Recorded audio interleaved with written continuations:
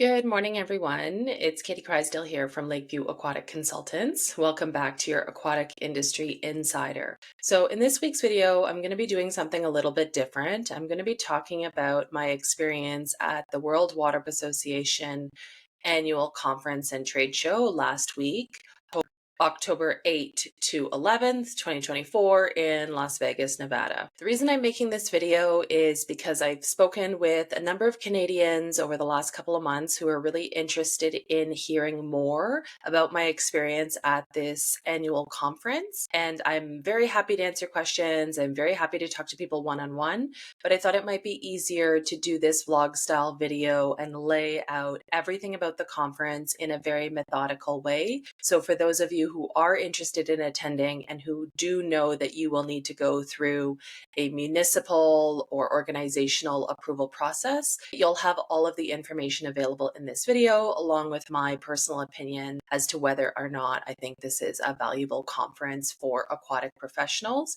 especially for people who don't work directly in the water park industry. So the layout of this video is going to take four main sections. In the first section, I'm going to talk about the conference itself, what the trade show was like, what the reunion party was like, what the actual educational sessions were like. Then in the second part, I'm going to talk about the venue in terms of the conference halls and spaces, as well as the guest room where I stayed. In the third part of the video, I'm going to be talking about Las Vegas. Most people have opinions about Las Vegas, but I think it's really important to understand how Las Vegas has changed as somebody who's been going there for 20 plus years. And then in the fourth part of this video, I'm going to line up all my costs in a breakdown so you know exactly what to budget if you are planning to go to the World Waterpark Association conference next year, 2025. It is going to be in Walt Disney World in Florida. So it's a big year to go. It'll be a great conference, but on the flip side, I'm fully aware with my municipal experience, people are going to give you the side eye if you're trying to ask to go to a conference that happens to be in Disney World in Florida. So that's the plan for this video. I don't expect this video to end up being short. There's a lot of information I want to cover in order to make this as valuable as it can be. I also took a lot of photos and videos when I was at the conference, and I'm going to embed those in this vlog so that you really have a sense of what the experience was like. So to start out, I am based in Calgary, Alberta in Canada. My background is primarily in municipal and nonprofit aquatics. I personally have never worked as a lifeguard at a water park or a pool supervisor at a water park. I do have a number of water park clients, but it is just a handful. It's not a substantial part of our portfolio.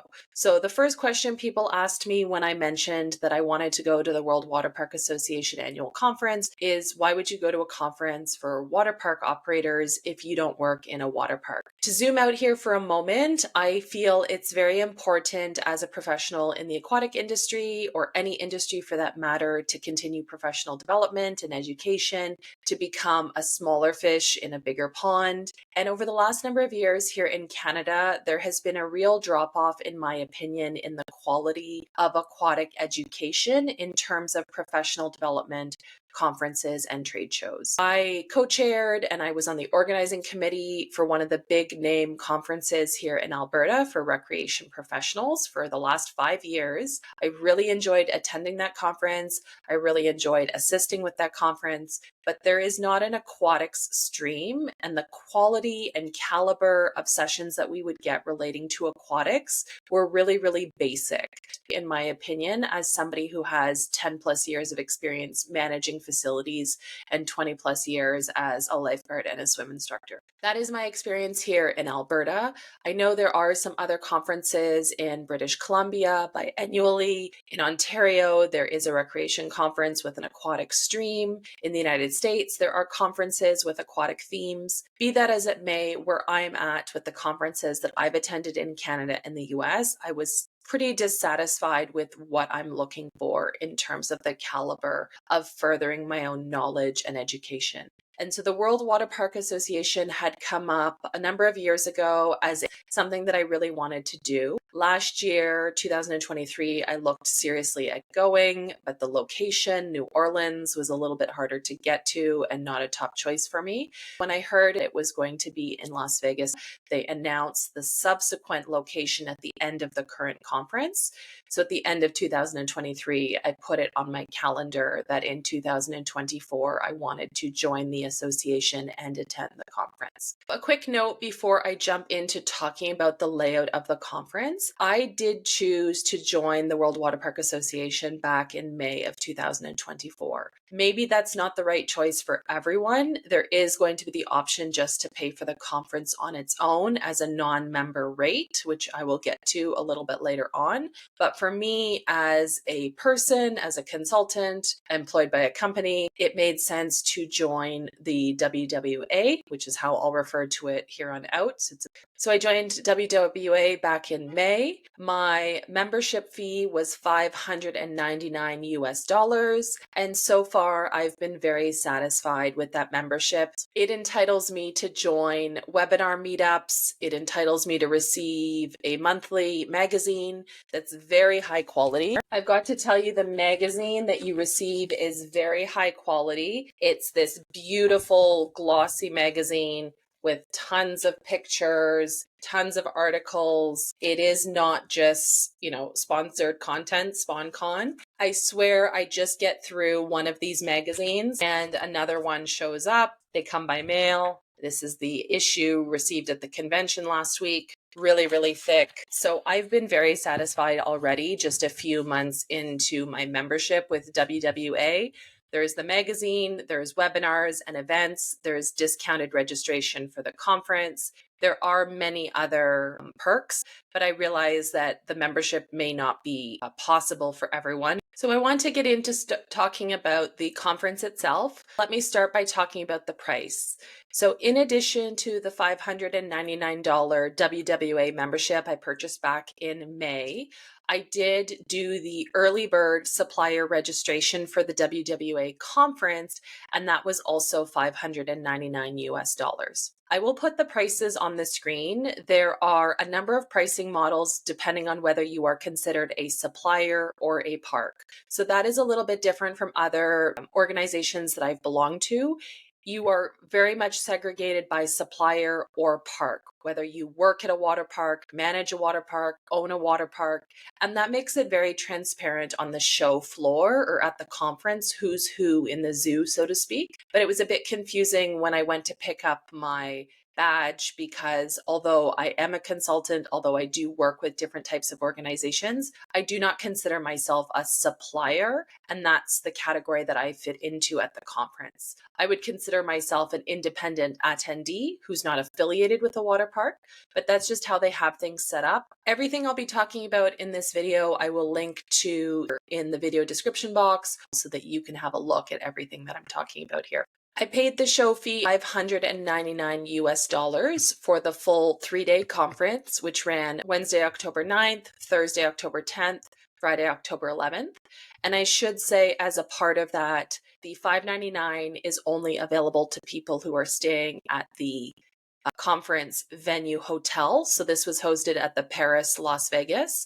And so if you don't stay in the block as part of their event, there is a $199 surcharge. So you would pay $699 for the conference, and that's not necessarily a bad thing. I will talk about that further on when it comes to the pros and cons of costs, because in the future, I may choose not to stay in the block of the event and forfeit that $100 savings, but gain it back elsewhere in terms of the room rate or overall value. So talking about the layout of the show for a moment, I only attended the primary education conference, which ran from Wednesday, October 9th to Friday, October 11th.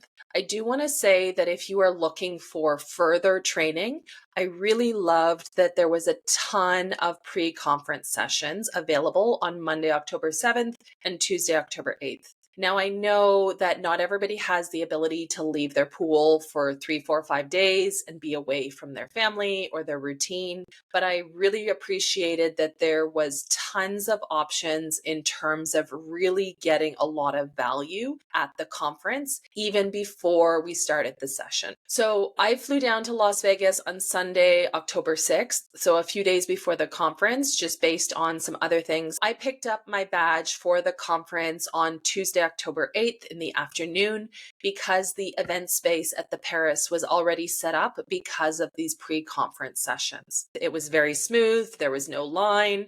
I was given a reusable cotton bag. I was given this really hefty conference and trade show booklet. I was given this convention issue of the magazine. I was given an award show guide for the Wednesday keynote. And then there was a folio where you could take notes, a pen, and my badge with my identification. I thought it was really interesting right off the top that the bag did not contain a bunch of swag, which I appreciate because I give away, donate, or don't accept about 95% of the free stuff that I'm given. I just don't need more stuff, and I'm not working at a pool where I can give that to my team. But I was still surprised to check in for a conference and not get anything. Let's put a pin in that, and I'll come back to it later. Wednesday, October 9th was the start of the conference. The layout was very unique. I really liked it. So bear with me as I go session by session because the layout is not comparable to any conference I've previously attended in the US and Canada. Wednesday, October 9th, I went downstairs around 8 a.m. because the first session was starting at 8:45. I honestly didn't even know if there was any coffee included in the event, so I just wanted to see what was available. And they had a full coffee station available with little coffee cakes available for guests. It was a very complete coffee bar, as you would expect at a conference, with milk and cream, with oat milk, almond milk, multiple types of sweeteners. There was fruit available. Throughout the event, I should also say that because you are directly off of the casino at the Paris Las Vegas, there was security around and almost everyone was wearing their conference badges. If you had forgotten your conference badge, nobody would bother you for a few minutes, but definitely the quote security presence to make sure that random people didn't wander into our event was present around the food tables, around the trade show floor, pretty much everywhere. So it was very much our attendees. Getting back to the start of Wednesday, October 9th. So you pick up your coffee or you roll into the first education session and it's already breakout sessions. You do not start out the conference or you do not start out the day with a group keynote, which I thought was really interesting. All of the education sessions were loaded into the app, which is called Cvent Events. I have to say the app was a huge component of the conference. It was very high quality. It was very well used by the organizers. It was very easy to navigate. It was a tremendous asset to this conference. Lots of conferences are using apps now. I've used a few different types, but this one was truly a bonus to the experience. So I had an idea of the sessions that I wanted to attend based on the initial registration I did for the conference. You could swap your registration at any time by looking at the sessions in your app. You could also see these big signboards located at the entry to the conference, and you knew exactly where things were located. The wayfinding for this conference was excellent. Each room had a signboard. Each room had a WWA volunteer to scan you in. Each room provided printouts, handouts. It was really a positive experience. So there were 2 sessions on Wednesday, October 9th, prior to the opening general session. The first session I went to was entitled 50 Safety Tips in 50 Minutes. It was an excellent session run by the manager of a water park in conjunction with their general counsel, i.e. their lawyer for the water park. And it was thematically organized in bullet points to talk about different areas that you should look at analyzing, assessing, and improving in your water park in terms of minimizing risk and potential injuries. This is a great example of a session whereby the conference is geared towards water parks. The framing of the session was water parks, but the content was universal to anybody working seriously in aquatics. Even if you work at a hotel with a small 10-meter pool, even if you work at an outdoor municipal pool for 3 months of the year, every session I went to had some application to, quote, regular non-water park aquatics. That is going to be the theme that you'll keep hearing me say. I was prepared for sessions to go over my head and not apply to what I do day to day, but uniformly every session brought me value, and uniformly every session I went to was excellent. This was not a conference where there were some sessions that were good and some sessions that were bad. I was uniformly impressed by every session. They were very high quality. I don't know how much the committee screened the sessions, required outlines in advance, but there were no fly by the seat of your pants sessions. There were no unprepared sessions. It was a real pleasure education-wise at this conference that every session was valuable. The other thing that was unique about this conference is there were different education slots, and so they were not all the same length. When I'm looking here at my conference schedule, because I was able to add education sessions directly into my phone calendar app, the 50 safety tips in 50 minutes was a 1-hour education session. That was followed by a 15-minute break. And then the next session that I attended, which was creating iconic vacations, that was a 75-minute session. So throughout the day, there were different lengths of session. And I should also say that there was a large volume of sessions available. I will post some of the other options on the screen, but at any given time, there were at least 6 sessions available to choose from, a variety of themes from customer service, revenue trends, staffing, risk management, facility operations, maintenance, strategic planning or development. There was never a shortage of sessions. Even on the last day of the conference, when it was scaled back a little bit because a lot of people leave early, there were still 4 choices of session for each education block. So the second session I went to on Wednesday, October 9th was creating iconic vacations. This was one that really interested me. It spoke to the design and the development of Royal Caribbean's Icon of the Seas ship. They talked about their Class 6 water park, having 6 water slides at sea, having all of these swimming pools, and they literally had the main rep from Royal Caribbean as well as the designer from Martin Aquatic, and they talked through some of the design decisions in terms of water weight, creating different activity neighborhoods, how they thought about the flow of the ship, where to put food and family spaces. It was an incredible session. And even if I wasn't interested in cruising in Royal Caribbean ships, I think anybody would have found this session interesting because of the level of detail and nuance that went into the design decisions that made up the aquatic features on that cruise ship. That's one of the other points I want to add about this conference is you are interacting with people who are at the very top of their game with tremendous expertise, with tremendous influence in our industry. You are running into people who are, yes, running a very small local municipal water park. No tea, no shade. They're working just as hard as somebody at the top of the game at Walt Disney World or Royal Caribbean. I will say that that elevated the entire caliber of the event.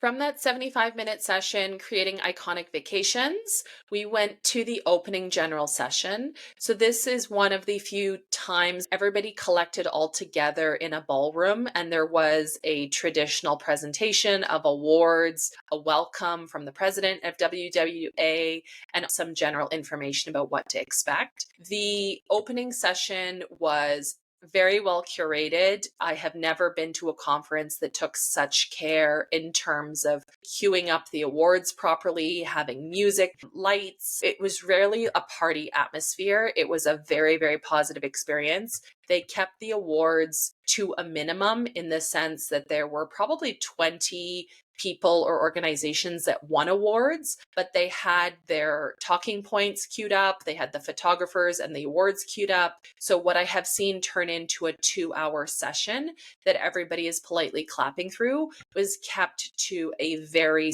busy 60, 65 minutes. It was really, really refreshing. At that point, I got a sense of how big this conference is. I don't know the official numbers, but I would estimate that there were between 500 and 750 registered attendees. From that opening session, which ended around 12:30 on Wednesday, October 9th, we went into the trade show. And this was a different layout for me. I haven't been to a conference where the trade show starts halfway through the first day. But essentially, the trade show opens at 12:30 on Wednesday, and it stays open until 6 on Wednesday. And then it's open as well for 4 hours on Thursday. To get people into the trade show, that is where lunch was served. It was a hot buffet.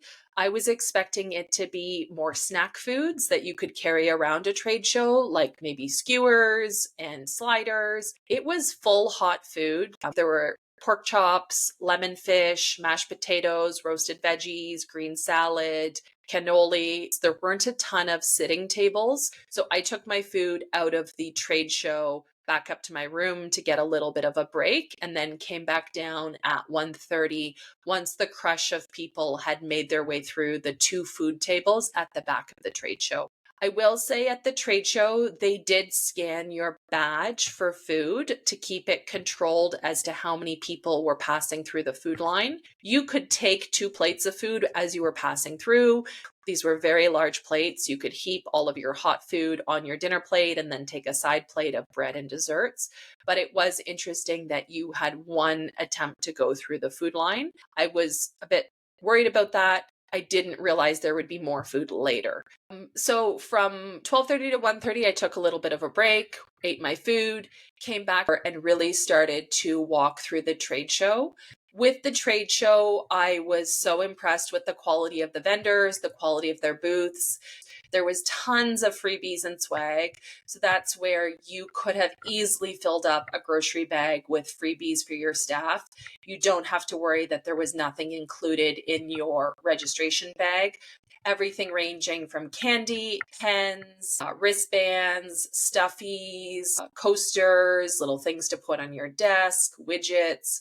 There was also tons of food samples, which I would not have anticipated coming from more of the municipal pool background.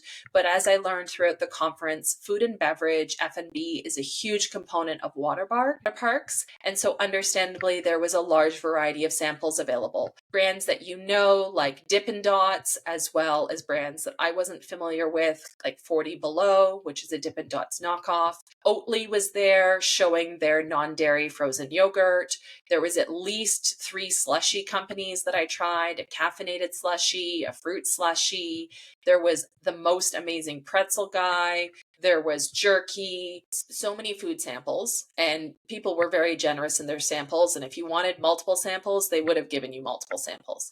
In terms of other brands and products, there were brands I was familiar with, like Waterman, American Red Cross, Ruth Lee UK, the Lifeguard Rescue Mannequin. Life Floor was there. The big water slide manufacturers were there. So Pro Slide, Whitewater West, your big design groups were there. So ADG. Then you had your more of your operational suppliers, so Pentair, Aquafy, Xylem, formerly Fluidra, Rust-Oleum, your different flooring specialists like Tough Coat and some different knockoffs. There was tons of suppliers selling tubes, retail items that you could rebrand, lots of software options in terms of booking software, staffing software, everything you could think of associated with different aspects of water parks. Lockers. I really enjoyed learning about different locker systems that you could activate with a wristband, different payment systems. I mean, I spent 1:30 to 4:15 in the trade show, and I easily did not speak to every booth. Around 4:15, I was needing a bit of a break. I went up to the pool. It's an outdoor pool at the Paris. After 20 minutes, I realized that there was somebody I said I would meet at the trade show that I had not seen. So I went back down to the trade show and it was about 4:30, 4:45, and there was a whole new set of food that had been laid out. Keep in mind, the table of lunch food was available from 12:30 to 2, so you could eat at any point during that time. And then at 4:30, I guess right after I left, they put out charcuterie, crudité, cheese, and crackers in 2 other snack boards. You did not have to be scanned to access these. These were very, very generous portions and not just cheese and grapes. There was very high quality dips, lots of different types of flatbreads and crackers, and premium fruit like strawberries, premium cheeses like blue cheese. You could have skipped lunch if you didn't want to scan your badge, and you could have eaten at 4:30. I did another little bit of a walk looking for the people that I hadn't seen, and then called it quits at 5:15, 5:30. They were offering prizes all throughout the trade show to keep people incentivized to be on the floor. The app was used throughout the conference. There were constant updates from the organizers, including for draws. They didn't have a loud announcement about any of the draws on the trade show floor. They would put a notification in the app saying, Susie Smith, congratulations, you've won the Yeti cooler at 3 p.m. You have 15 minutes to go to booth 600 to claim your prize. So I left the trade show about 5:30. I went up to my room and I got freshened up. I misunderstood about the time that the buses were departing for the reunion party in the evening. So I ended up going back downstairs to wait for the bus much earlier than was necessary. I thought we had to be at the bus for 6:30, but as it turns out, the goal was to have the buses starting to leave at 7:15. The reason I've got all that here in this video is because I think it's important to say that there is a period where you can stop and rest. Initially, I thought it was really aggressive to have the trade show running until 6, and then the buses departing for the event, which was offsite by 7. The buses ended up leaving the Paris at 7:15 for the off-site reunion party. The $5.99 conference registration fee does include attendance at the annual reunion party, so you're not paying anything extra. Off-site reunion party was hands down the best event I have ever been to at a conference, bar none. It was easily, I would guess, a $60,000 event. It was sponsored by ProSlide, the water slide manufacturer from Ottawa, where I grew up. It was up there in terms of wedding caliber event. There were fireworks, there was hot food, there was bar service, there was a woman with snakes, there was aerialists, there was decor throughout the park. There was a live band. There was DJ. There was somebody playing with fire. There were tours of the facility. There were hot pretzels. There were dipping dots. There was so many things at this event. The caliber of this party was spectacular.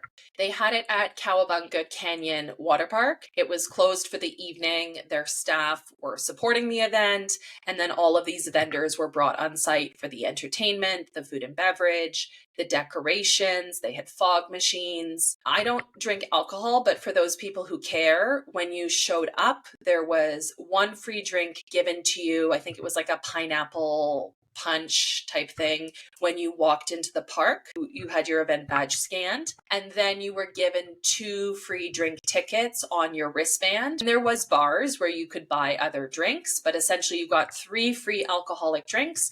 And then for somebody like me, there were buckets of iced pop and water that you could access anywhere throughout the park at the different stations. The event was really good. I really had a great time. I was there from 7:30. They had the fireworks show at 9:30.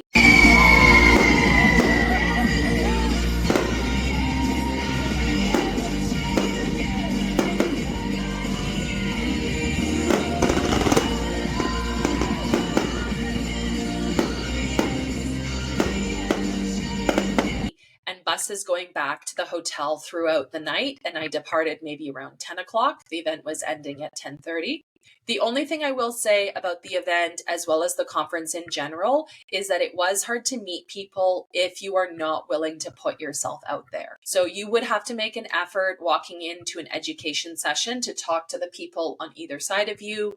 You would need to talk to suppliers in the trade show. You would need to talk to volunteers scanning you for your meals or the bus or the education session you were attending. There were no first-time attendee receptions. There was no mentorship program where you're paired with somebody with more experience. You could certainly meet people in the app ahead of time. You could message people. There were group chats going on. I don't feel like the organizers didn't make an effort. I just want to be realistic that if you're not somebody who can put yourself out there, you're not going to meet people. There was a few times I was walking around the water park to take videos, to look at the signage. I would run into people doing the same thing, but you would have to insert yourself into conversations. I didn't think the water park would be filled, but I would say there was 750, maybe close to 1,000 people at this event. It filled up very quickly. The fireworks at the end were absolutely incredible. The reunion party was incredible and tremendous value because it's included in your conference fee, $5.99, and that would easily be $100, $150 ticket at other conferences or events. I know this video is getting long, so bear with me. I do think a lot of this information is valuable. Thursday, October 10th was the second day of the conference. There was not a lot of people around. In my experience at conferences in Canada, it's really easy to meet people in the morning over coffee, but I would say either the clientele in terms of people having to be in their room and do emails before they went to the conference, or the fact that it's Vegas and people may have stayed out late. Very few people were rolling into the conference earlier than the education session starting at 8:45.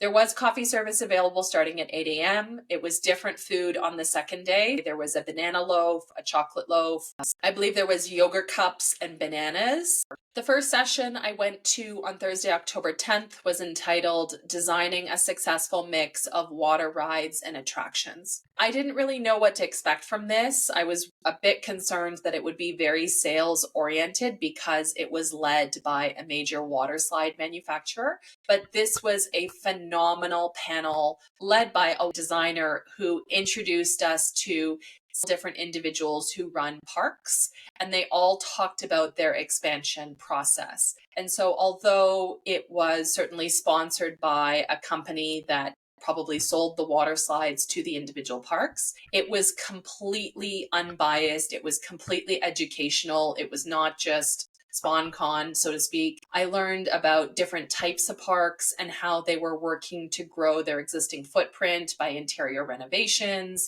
how revenue increases by adding, for example, a licensed bar, having the opportunity to add cabanas or different types of amenities, talking about different types of water slides and the planning over successive years. It was a truly phenomenal session. It was very much geared towards water parks, but a lot of takeaways that I think you could hypothetically apply to any pool organization that wants to do better. Also from that session, I want to highlight how welcoming everyone was. There were plenty of opportunities to go up afterwards and talk to these designers, talk to these park owners and operators, get more information. People were very generous with business cards, send me an email, stop by and visit. It was not a situation where people who are running some of the most famous water parks in the world were inaccessible. It was such a welcoming environment, as I would expect in aquatics, but I was unprepared for when we get into the more serious multi-million dollar properties that are bringing in 30, 40, $50 million of revenue per year.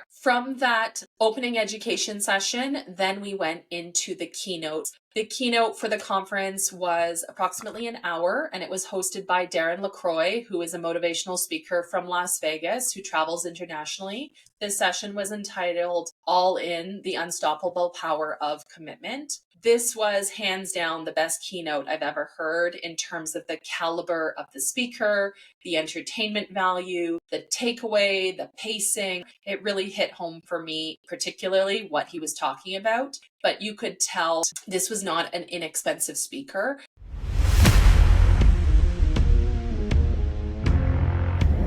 In 1959, a woman named Betty Willis designed the classic Vegas sign. She worked for a company, Western Neon, and she decided not to copyright the design. She looked at it as a gift to her city, Las Vegas. Now you might be thinking, that's crazy, she could have been rich. However, if she did copyright it, do you think it would have become so iconic? I don't. If ever had to pay to use it? When you're all in, you're a part of something bigger than you. And so that's the other thing I would say about the conference as a whole, is that the value really shone in the caliber of sessions and the caliber of events and speakers. And the registration fee was only $599 US. So because it's such a large conference, the spending power is available to book these types of speakers who were truly, truly phenomenal. From there, we went into lunch and the trade show. So the keynote session ended around 12 o'clock.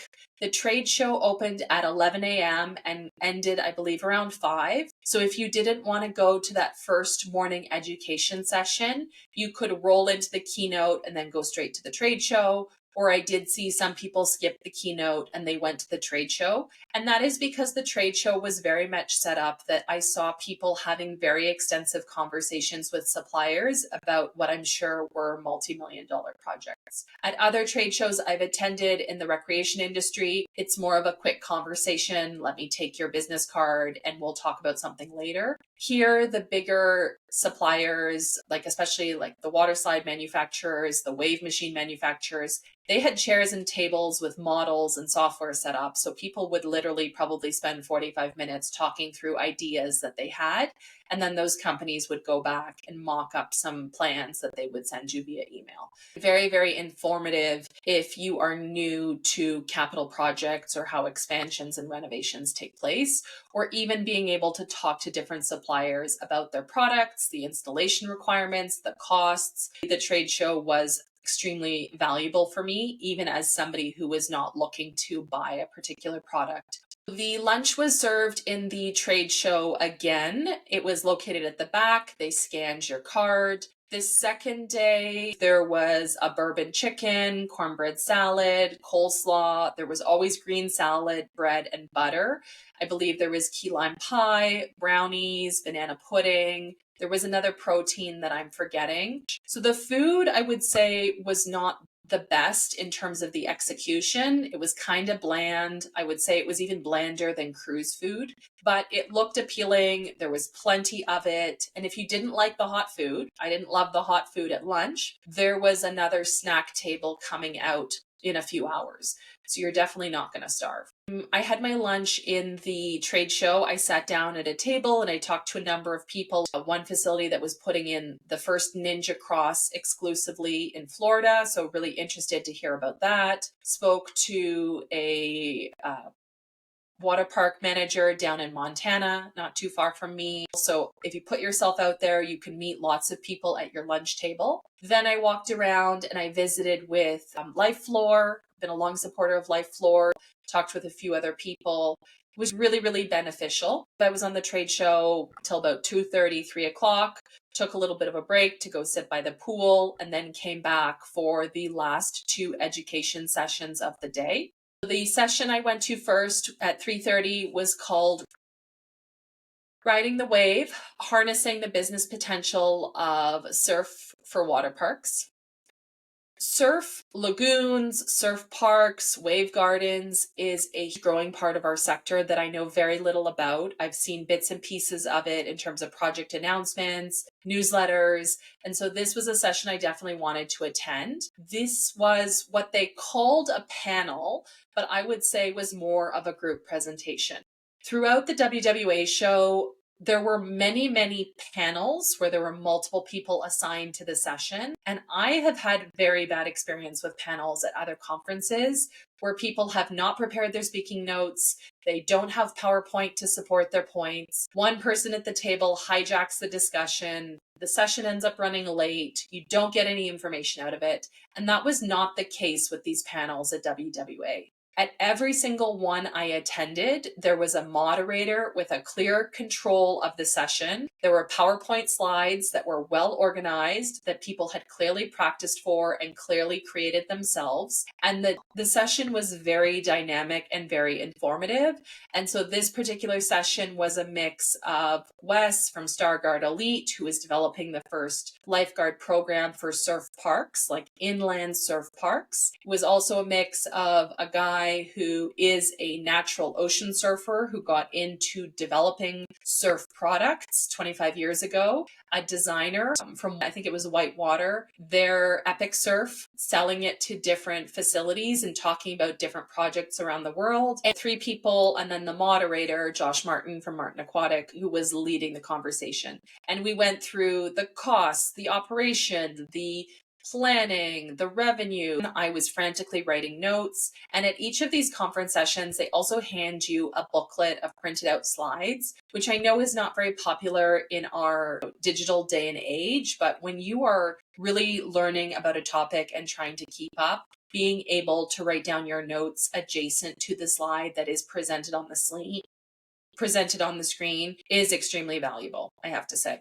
So that was a phenomenal session. The next session I went to was something called Mastering Group Sales for Water Parks. This was the only session where I did that thing where I left after 10 minutes. I don't like to be rude, but it was not meeting my needs. Group sales is intended to be, how do you get workplaces, schools, big events into your water park?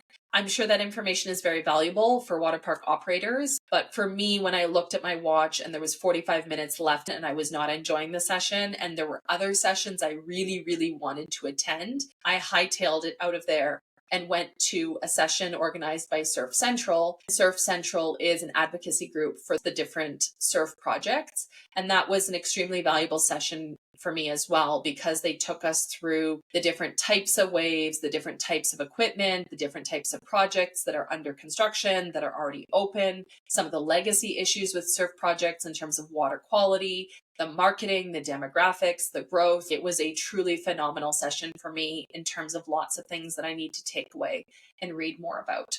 Okay? So definitely a full day of sessions. If you went from, coffee at 8:30 and you stayed until the end of the session at 5:45, 6 o'clock. I thought I would run into somebody to have dinner with them. That didn't end up happening. So that is a good indicator. People have stuff they need to do. Las Vegas is 3 hours behind Eastern Standard Time. Lots of people had to go back to their rooms and catch up on email that they missed, or you're in Vegas.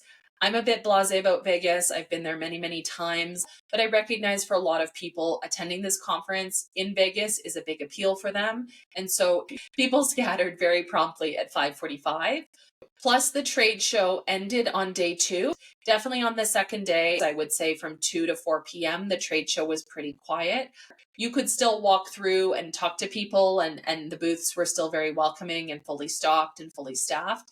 But the trade show wrapped up around 4 or 5 o'clock on day 2. So by the time that we got out of our education session at 5:45, people are boxing up their equipment, people are boxing up their booths. And so that brings us to Friday, October 11th. Friday, October 11th is still part of the conference. Initially, when I registered, I was unaware that there were sessions on Friday morning. And so initially, my flight was leaving around noon on Friday. And then we had some friends coming to Vegas to hang out with my husband. So I ended up switching my flight to Saturday. I would say if you were on a budget, you could skip the sessions on Friday, but I want full value from the fees that I paid. And I am glad that I went to the sessions on Friday. They were equally as valuable. So on Friday, it started with a keynote at 9 a.m. The keynote was not to my personal taste, but the keynote was very well organized, very articulate speaker talking about confidence as a woman who worked at NASA in the rocket propulsion lab in the 1980s, and how not to get into your head and how to have confidence. So that was an excellent session from 9 to 10. And then we had 2 additional sessions available, 1 hour each. The first session I went to was indoor water park inspections. This was extremely valuable. Again, an example where it is geared towards water park, but the information that was shared with us would be applicable to any pool professional. Yes, there was some time spent on talking about water slides and food and beverage, which you may not have at your local community pool, but the information on electrical safety, chemical safety, tripping hazards. It was a really, really excellent session with 50 or 60 photos where the speaker, who is a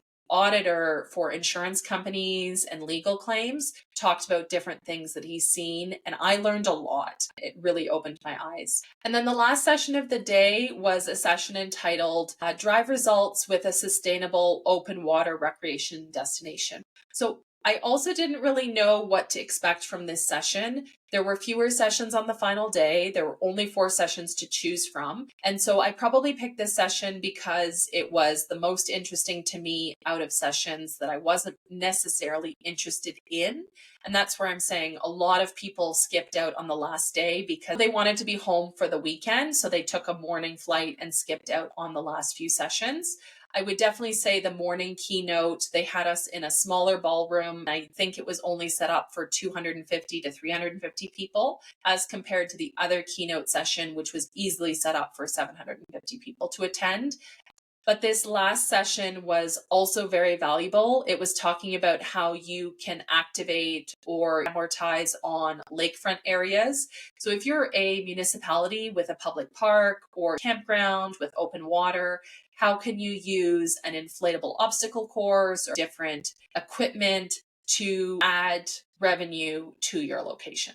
So that ended around 12:30, and that was the end of the conference. Now we're going to hop into section 2. I'm going to talk briefly about the venue where the conference was located. This conference was located at the Paris Resort in Las Vegas, Nevada. It is my understanding that WWA has hosted their conference at this hotel in Las Vegas for over 20 years. I would imagine that they have an ongoing contract that is many years out, and that is why they have not moved this conference to another location. I personally thought the conference venue was fine. I did not necessarily like my hotel room, which I'll get into here in just a moment. But overall, I would say that the conference venue was more than adequate. The layout was excellent. There was a whole wing of conference rooms, conference bathrooms, conference offices off of the back of the hotel. So away from the casino area, back near the parkade where it connects to the Golden Horseshoe. We were able to stay in our own little area. The rooms were in good condition. There was water stations available. The bathrooms were huge, which is usually a problem in my experience. There was 50, 60, 70 stalls in the women's bathroom, which was key. They had Wi-Fi boosters throughout, so you could actually use the Paris meeting Wi-Fi throughout the space. The signal was very strong. Each room was very presentable. It was bussed after each event, so there was no papers or plastic cups or food wrappers laying around, garbages overflowing. It was a really, really presentable space. They knew what they were doing. There were pens and notepads available. There was WWA volunteers available throughout in marked badges. So if you had questions, they had signboards changed promptly so you knew where you were going for your session. There was a very large poster with all of the education sessions. There was a very large map about how the place was set up. I know all of this is a mix of Caesars Resort, who owns Paris, the on-site WWA staff and volunteers, as well as the event setup firm who does the staging for the trade show. But overall, it was a very pleasant space. And I would definitely say that that was a bonus for the conference, that it was very comfortable, very easy to navigate. When it comes to the hotel room, I would say that the hotel room it depends how much you paid. So I made an effort last year when I heard that the conference would be hosted at the Paris Las Vegas in October of 2023. I joined the loyalty program for Caesars Rewards, and I went in and I made a booking for this hotel, the Paris Las Vegas, last year. And so I was able to lock in the rate of $75 US, no resort fee, for 5 nights for the conference. And I did that based on being an experienced traveler and wanting to have options when it comes to potentially attending the conference this year. I knew the conference would have its own hotel block, but I have had good success sometimes booking on my own. I'm going to IAPA next month in Orlando. There are conference blocks available, but I also was able to leverage a better rate at a non-IAPA hotel because of membership in rewards programs at different properties. So definitely there are advantages to booking with the block. I did end up adding an extra night at the Paris Las Vegas with the WWA hotel block to get the reduction in my registration fee, but I'm not sure I would do that in the future. So the night I arrived, Sunday through Thursday, I paid $75. I arrived early because we were going to do some things in Vegas. So I believe my bill was around $400 for those 5 nights. That was fine for what I'm going to describe when it comes to the hotel room. For the Friday night that I added, my rate went up to $175 plus $50 in resort fees and taxes, so $244 for the same room.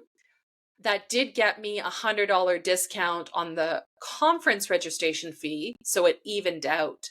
But at that price, I would say the room was looking very, very tired. So the room was spacious. It was centrally located on the strip. You're paying a premium to be close to the hotel that has the convention, but the room was not without its problems. We stayed in Bordeaux Tower, room 2183, and there was a number of issues like tile fell off the wall in the shower, the sink was plugged, the sconces next to the beds were broken. There were tons of holes in the linens. There were tons of stains on the wallpaper, on the carpet. I didn't feel the room was clean. I felt the room definitely needed to be updated. That if the WWA show has been hosted at Paris, Las Vegas since 2002, then the hotel is probably approaching 30, 35 plus years of age, and it is just looking worse for wear. I have stayed at tons of hotels in Las Vegas. I've stayed at Harrah's, the Cosmopolitan, the Palazzo, Mandalay Bay, 4 or 5 Marriott properties. I understand paying what you need to pay to be on Strip, but I was not satisfied at the elevated rate, $244 per night. If I had paid that every night, I would have been really unhappy. So in the future, if I go to this conference in Las Vegas, I will look at the hotels on either side, which are the Horseshoe, formerly the Golden Horseshoe, Planet Hollywood, or because I'm able-bodied and my spouse is not, I may look at something further down the strip that's a better value, an updated room. I stayed at Harrah's in 2018, and the updated rooms there were beautiful. Looking down on the Ferris wheel, you could easily spend the whole day at the conference without going back to your hotel. I know that's not for everyone, but I definitely wanted to give you options when I'm talking about the hotel, because I would have been really disappointed if it was not a $244 room. I understand that Vegas goes up in price depending on the event. I was in Vegas last winter, so November 2023, a week before F1 for the Pool and Spa Expo. And so my room was grossly overpriced off strip, but at least that hotel was new and clean and there weren't holes in my bed sheets and tears in the wallpaper and stains on the floor. So I understand my room might have been the exception and not the rule, but I definitely would say it's not critical that you be on site if you are able-bodied, and certainly if you're visiting with family or friends who might be enjoying other things that Vegas has to offer. Now, with that said, do your research, because I saw on the internet as we were leaving that both Bellagio and Cosmopolitan were reported to have bed bugs this week. So I would say in general, this leads to the next topic I wanted to talk about for this video, which is Las Vegas as a conference destination.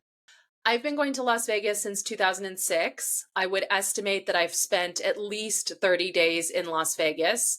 4 to 5 day trips in 2006, 2007, 2008, 2 weeks back in 2012, 3 to 4 days in 2018, 3 or 4 days last fall, 2023. And Vegas has just gone really, really downhill. Every place is short-staffed. Every place has dropped their comps. Every place that's not brand new is looking worn down. Everybody is doing more with less. The streets have always been dirty, but they feel even more dirty. There's more homeless people. It is just not the same adult Disney World that I remember from the early days.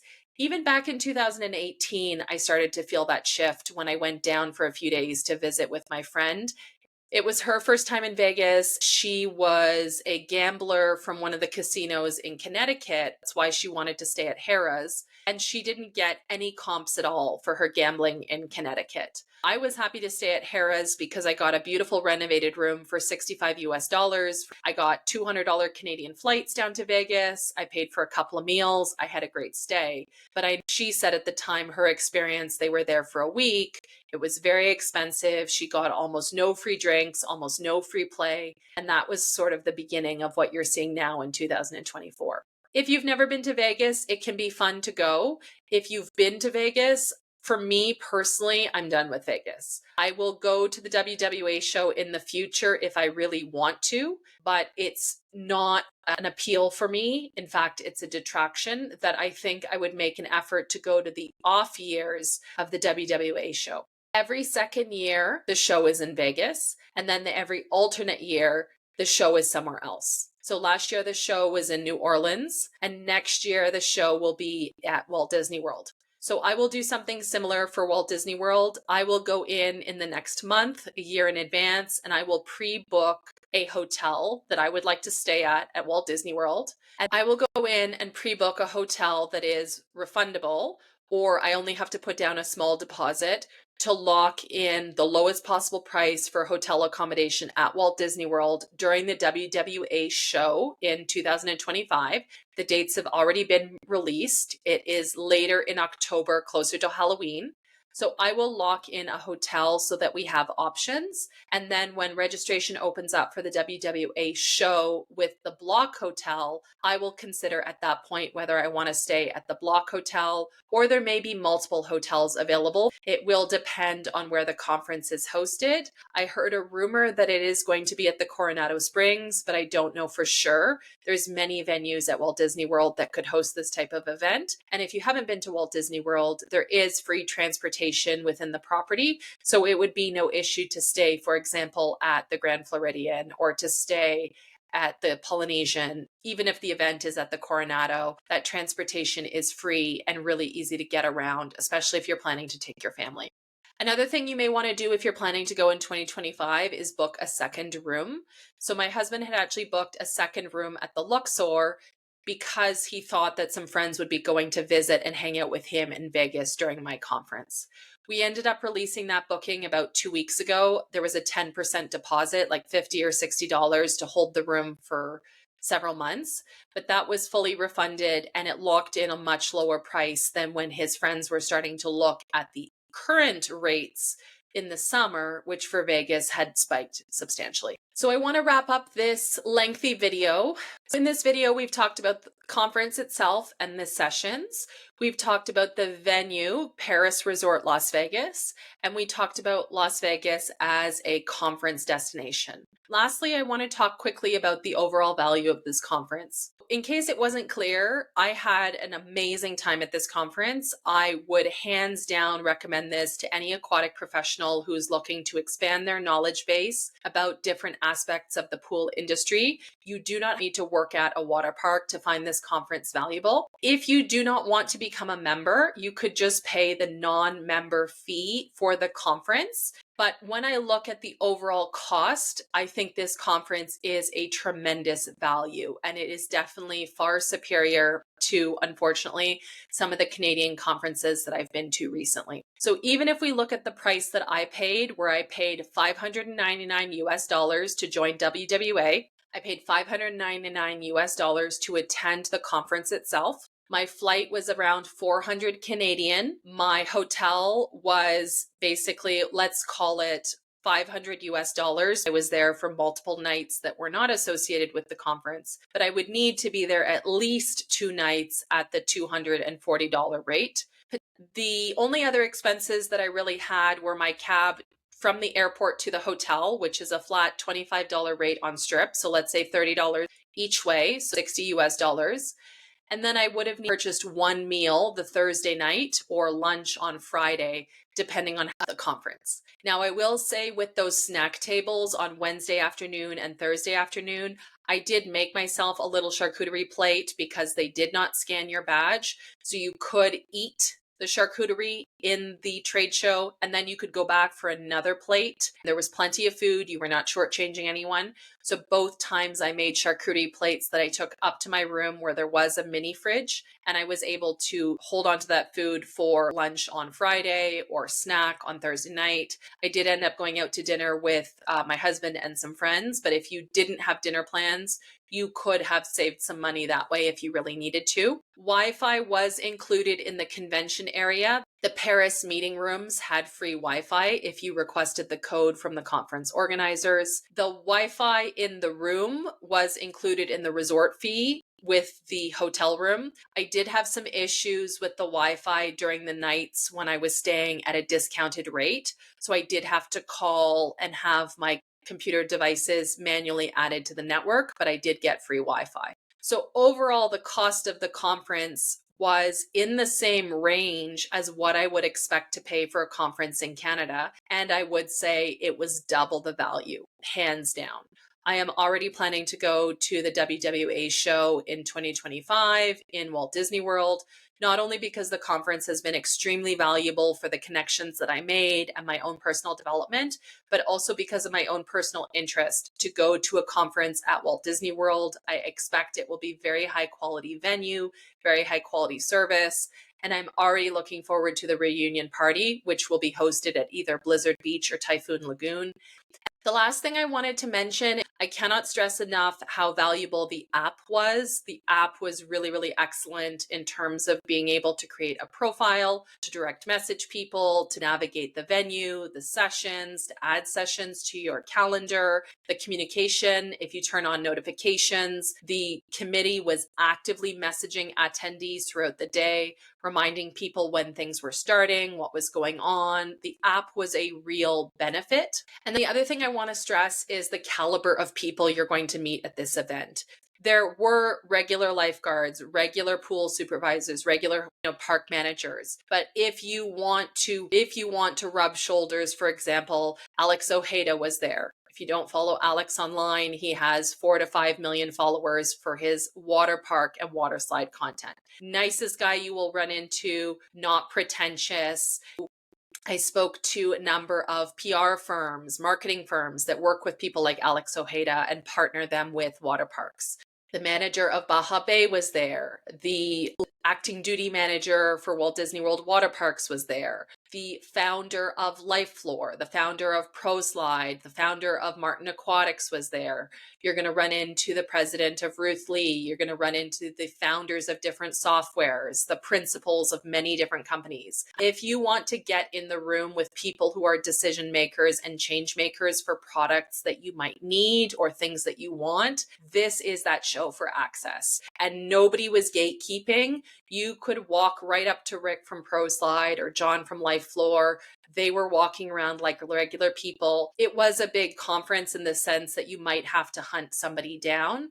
The person I was looking for on Wednesday afternoon, I didn't end up finding them until Wednesday night on the bus back to the hotel. But I also could have texted them, or I also could have DM'd them through the app to set up a meeting time.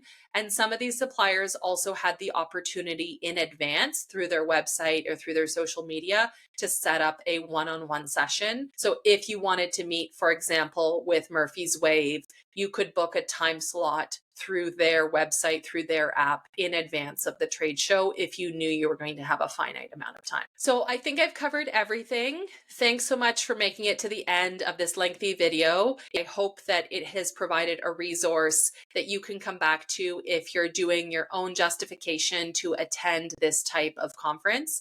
I didn't even mention, in addition to the app, there was this really detailed planner, supplier guide. I can't believe people are still making paper products, but this was extremely valuable. It showed you the layout of the hotel, the layout of the trade show, all of the bios of individual attendees. I can't say enough good things about this conference. I had a really, really positive experience. I'm planning to attend in 2025. If you have any questions, please feel free to pop a comment below. Let me know what questions you have. I am also going to IAAPA next month in Orlando, and I will endeavor to do a similar video for Canadians who are interested in knowing about IAAPA.